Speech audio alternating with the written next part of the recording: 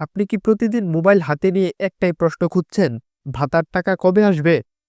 আপনি কি বয়স্ক ভাতা, বিধবা ভাতা, প্রতিবন্ধী ভাতা অথবা শিক্ষা উপবৃত্তি বা গর্ভকালীন ভাতার জন্য অপেক্ষা করছেন? অনেকে টাকা পেয়েছে আর অনেকে এখনো পায়নি। কিন্তু প্রশ্ন হলো, কারা পাবে, কারা পাবে না? কেন কারো টাকা আসছে আবার কারোটা আসছে না? আজকের এই ভিডিওতে আমি আপনাদের সামনে সব ভাতা নিয়ে একদম পরিষ্কারভাবে বুঝিয়ে দেওয়ার চেষ্টা করব, যাতে করে আর কেউ বিভ্রান্ততে না পড়ে। তাই ভিডিওটি শেষ পর্যন্ত দেখুন। বয়স্ক ভাতা হলো সরকারের একটি মানবিক সহায়তা কর্মসূচি, যা দেওয়া হয় সেই মানুষগুলোর জন্য যারা জীবনের শেষ সময়ে এসে অর্থনৈতিকভাবে অসহায়।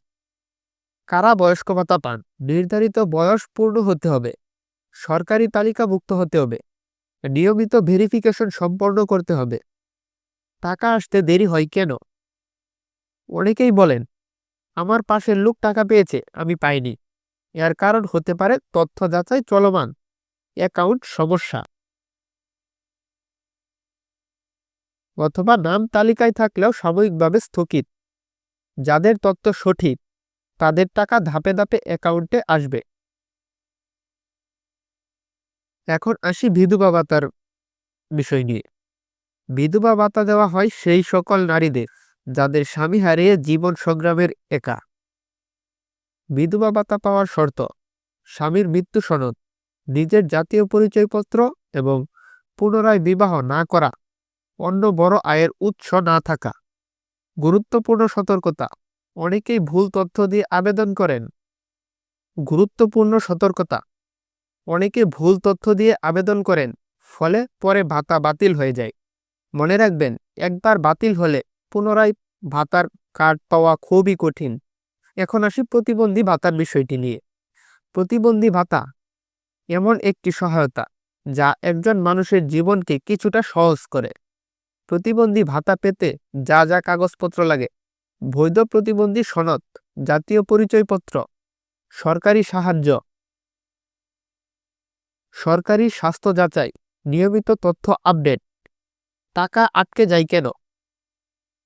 প্রতিবন্ধী সনদের মেয়াদ শেষ, মুখের ভেরিফিকেশন অসম্পূর্ণ, অ্যাকাউন্ট ও এনআইডির মিল না থাকা। এসব ঠিক থাকলে ভাতা আসতে কোনো সমস্যা হয় না। এখন আসা যাক শিক্ষা উপবৃত্তি নিয়ে। শিক্ষা উপবৃত্তি শিক্ষার্থীদের জন্য অত্যন্ত গুরুত্বপূর্ণ। শিক্ষা উপবৃত্তি পাওয়ার শর্ত: নিয়মিত ক্লাসে উপস্থিত থাকা, প্রতিষ্ঠানের তথ্য সঠিক, নিজের নামে বা অভিভাবকের নামে অ্যাকাউন্ট, মোবাইল নম্বর সক্রিয়।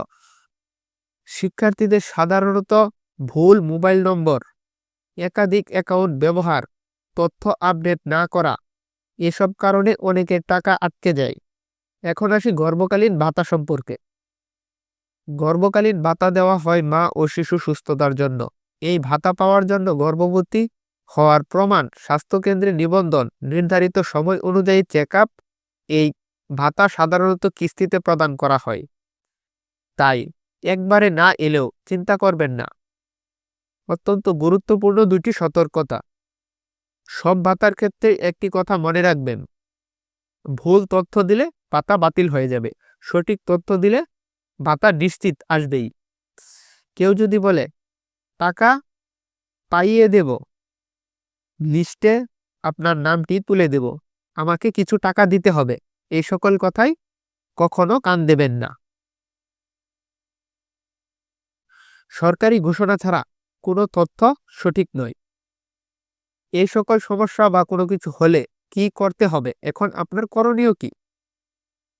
আপনার করণীয় হলো নিজের এনআইডি ঠিক রাখা, অ্যাকাউন্ট নিজের নামে রাখা, মোবাইল নম্বর চালু রাখা, নিয়মিত তথ্য যাচাই করা।